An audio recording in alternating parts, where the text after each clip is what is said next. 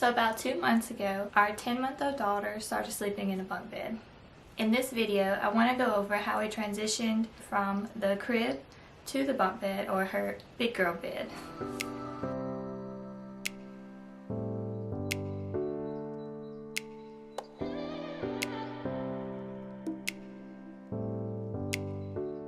So let's start with what kind of sleeper my daughter is. Ever since birth, she has been a great sleeper. Now don't get me wrong, we have our days where she'll wake up 1 or 2 times to eat, but as soon as she eats, she goes right back to sleep, no problems. So it really hasn't been that difficult for us, and we are so grateful for that.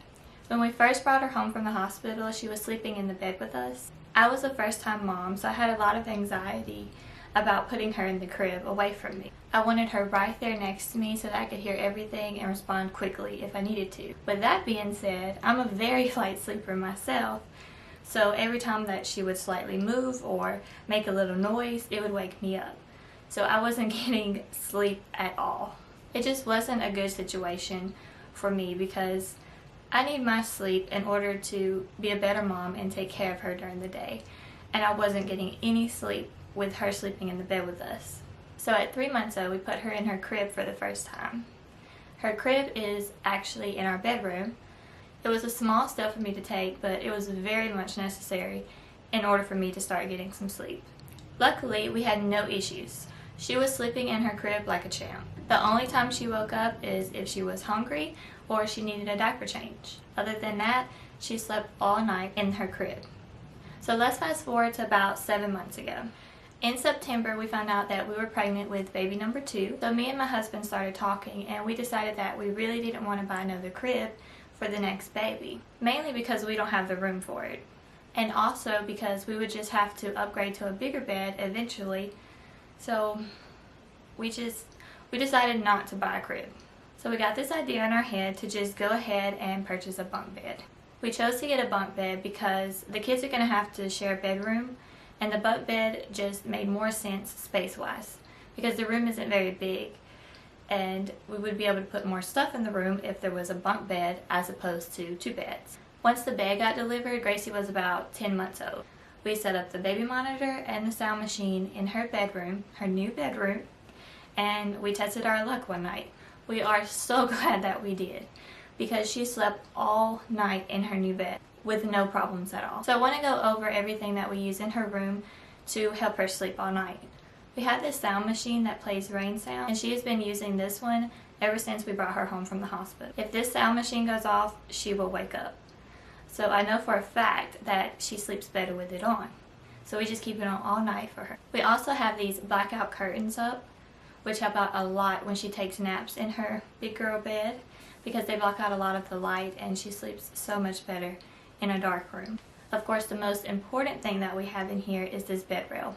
I ordered this one off of Amazon, and it works perfectly. You can see it starts at the bottom and it goes straight to the top of the bottom bunk. There is absolutely no way she can roll off of this bed. This rail also just goes up and down as opposed to the ones that flip out.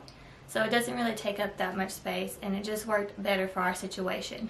And you have to push these blue buttons on each side at the top in order to unlock it and bring it down.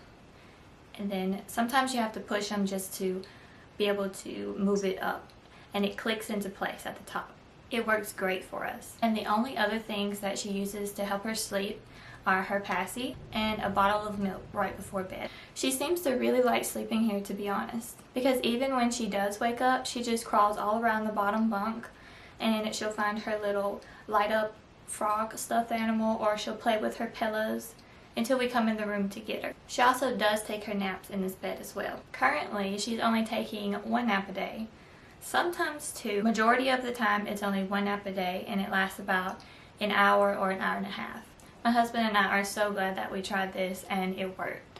It's nice to have our bedroom back to ourselves for a little while, at least until baby number 2 comes, and we'll have to start using the crib again. So if you're a parent thinking about transitioning your child from the crib to a big girl bed or big boy bed, my advice would be to just go for it. I mean, you might get lucky like we did and everything works out perfectly, and you are getting so much more sleep at night because of it. Or you might have some issues and it might take a couple of trial and error days in order for your child to get used to it. But at least you can say that you tried. I hope you found this video useful. Make sure to hit that subscribe button if you would like to see more videos of me just talking about our experiences with our little girl and soon to be newborn, of what worked for us and what didn't work.